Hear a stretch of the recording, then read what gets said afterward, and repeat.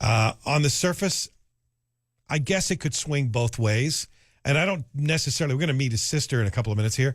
I don't necessarily take it as from a family member's word that, hey, my brother is an innocent guy. Maybe, maybe not. I've done a lot of things my sisters don't know about, and I'm sure they've done a lot of things I don't know about. But I tell you who I do trust. Nobody can be 100%, but I do trust Eric Voltz, who's been on this show a lot of times now. He was held basically a political prisoner, in essence, in the same Nicaraguan prison, wrongly convicted, sentenced to 30 years in a place I would not last 30 minutes.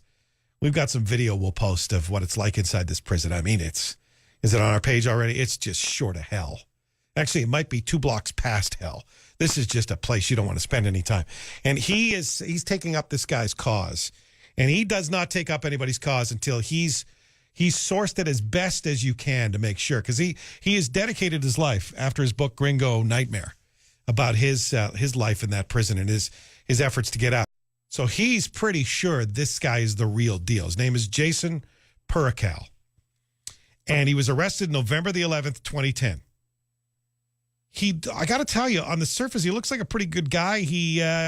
When he was a teenager, his family went through divorce. He lost his way a little bit for a while when he was younger, but he got back on track, got himself an education, joined the Peace Corps. Peace Corps. That doesn't smack of drug dealer to me. Joined the Peace Corps and found himself in Nicaragua, where he fell in love with the country, fell in love with a woman, had a child, decided he was going to try to make a living there. Got a job in real estate. Wasn't an easy time to do that, and it wasn't going as well as it seemed. Could it be that a guy who falls in love, has a family to support, gets himself tied in with the wrong people? The allegations from the government in Nicaragua is that this guy basically used his real estate business as a way to launder drug money. I mean, they connect this guy all the way to the Mexican drug cartels. The problem is, everybody, including Eric, who've looked into it, they can't find a shred of evidence to back this up. But it doesn't matter. He's an American. He's in a Nicaraguan prisoner. They hate Americans. That's where he's going to stay unless the political pressure mounts. The other problem is, of course, he kind of looks like a drug dealer. You look at his picture. I know you can't stereotype. Who knows? What does a drug dealer look like? A lot like this guy. Okay, maybe not a drug dealer. He looks like a terrorist. My point being that he's not a pretty young blonde girl being held in Italy, where the entire world's attention is just going to be captured and watch every minute of it. This guy is going to get ignored, but he shouldn't. Americans who are being held because they're Americans in foreign prisons ought to have the attention of all of the country's media and political elite. He does have some on his side, like Congressman Adam Smith. We have a little video that we've got on our page as well, and this representative, this congressman, he thinks that this is a cause that we should take up. United States Representative Adam Smith says everything about this case is wrong. They presented no evidence of the crimes here. They've simply, in essence, kidnapped Jason and held him for a period of time, and that is not in compliance with international law. It's not even in compliance with Nicaraguan law. Even a former FBI agent says the information that got him locked up is a lie. I have no idea why Jason is in jail right now. Charges former FBI agent Steve Moore now claims are trumped up. It is certainly not based on any credible evidence. Moore heard about Jason's case a month ago and decided to review it on his own. I kept going through page after page, wondering when I would find the thing. It helps if you have a beautiful sister who's been on The View and has her own TV show. That'll help you get out of a foreign country, right?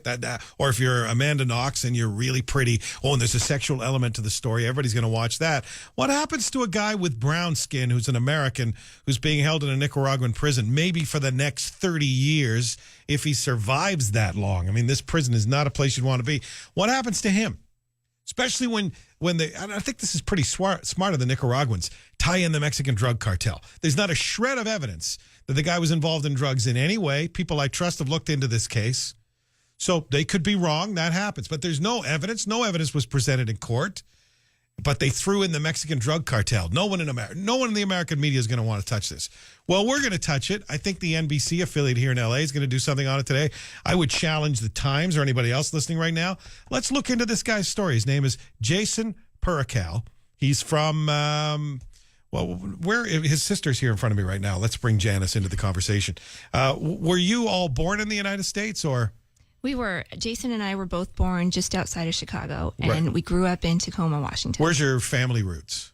Our family's originally from Kerala, India, Right. and my parents grew up in Singapore and Malaysia.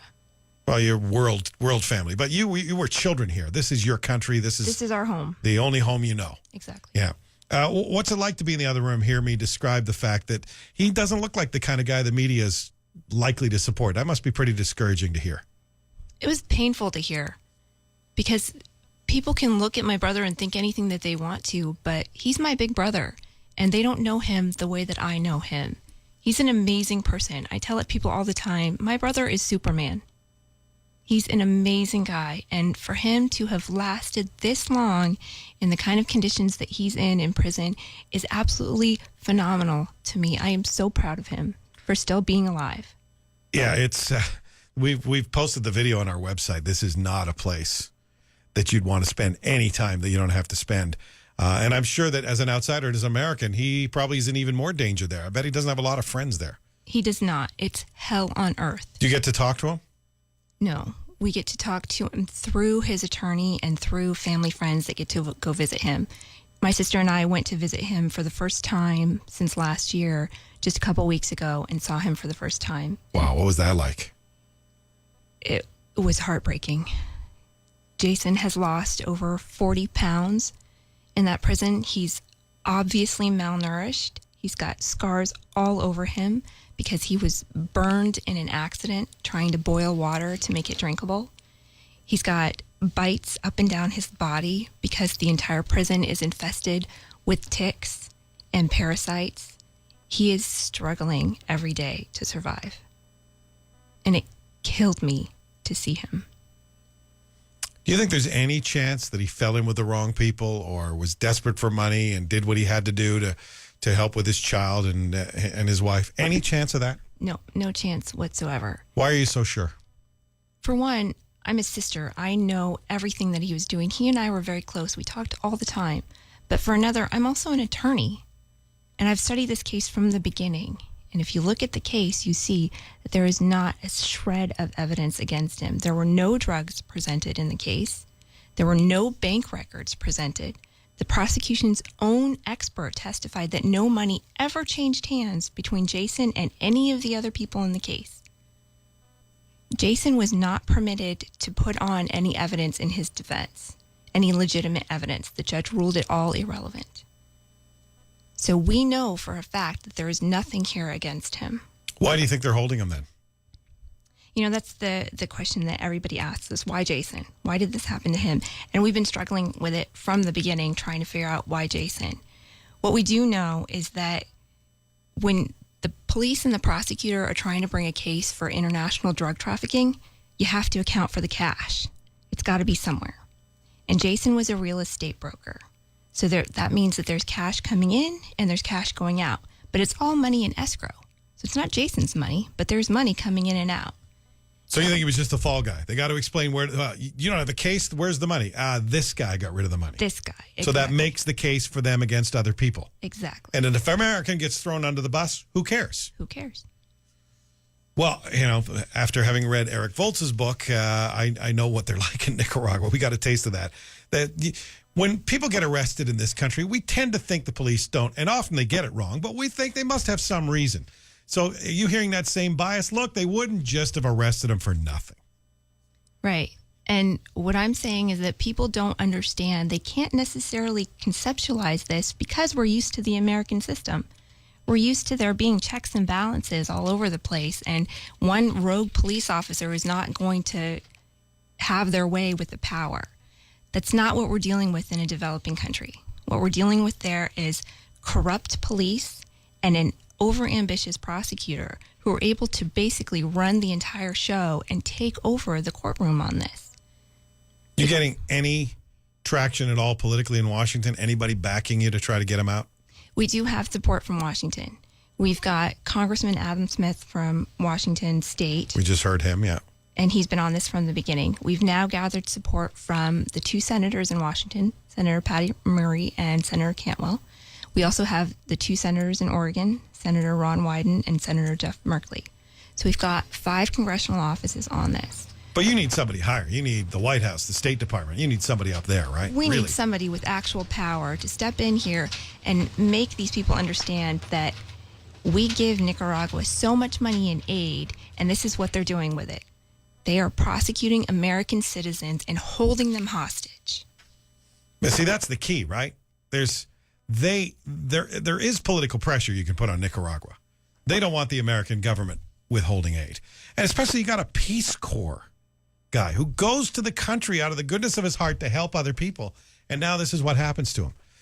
What's your worst fear about your brother, about Jason? That he just won't survive there? That's my fear every day. That I'm going to get the phone call that says, your brother was killed in prison, and everything that you've done over the past year was for nothing because he's dead. What's life like for you with that in your mind every day? Do you ever get a moment to laugh, smile? I mean, you look thoroughly in shock and depressed to me. Is that the nature of your life these days? It's every day, every single day. And, you know, some days are better than others, but this week is really hard for us. My dad died 3 years ago, and we were all very, very close to him. His birthday, what he would have been 71, is this Wednesday. And so it's really hard at this point in time to think about that and know, you know, if Dad was here, he would have been pounding on the prison doors, demanding that they get Jason out of prison.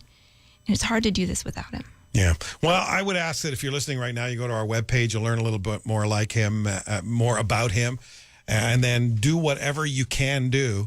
What can people listening right now do, Janis, to help? Is there a way they can get involved? Who do you want us to write to? Who do we yell at for this? Absolutely. If you go to our website, freejasonp.com, under the Take Action page, there are 5 simple steps that you can take to help Jason support us. Okay, we'll put that on our page too. We'll link it there. KFIAM640.com on my page. And you need a lot of people. I mean, you need everybody listening right now to do that. We need a community of people that are demanding that Jason walk out of prison today. And if you're part of a major media outlet and you're listening right now, contact our show and we'll get you the information so you can follow up on this. This has got to get attention because, like I said, I trust Eric Voltz. If Eric looked into this and said, this guy shouldn't be in prison, and he knows exactly what that prison is because he lived through it, I believe that something needs to be done. So I wish you good luck. Thank you. Thank you. We'll follow up, too. We're working on a couple of other angles on this story. We're not going to let it go, including trying to find some way to communicate with Jason. So hang in, and we'll give you more on this as the days and weeks.